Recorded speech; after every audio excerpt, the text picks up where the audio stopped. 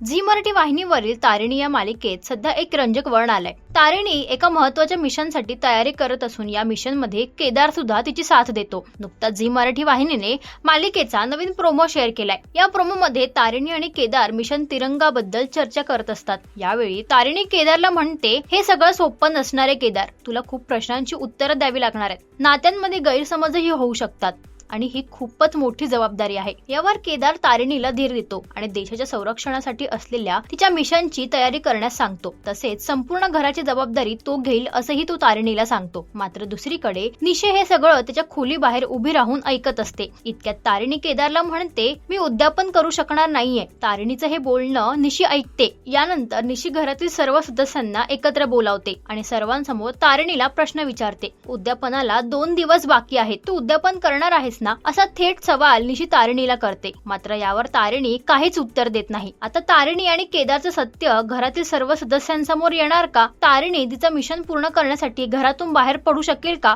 आणि निशीला तारिणीच्या मिशनचं सत्य समजेल का? हे पाहणं रंजक ठरणार आहे। तर मालिकेच्या सध्याच्या ट्रॅक बद्दल तुमचं काय मत आहे हे आम्हाला कमेंट करून नक्कीच सांगा।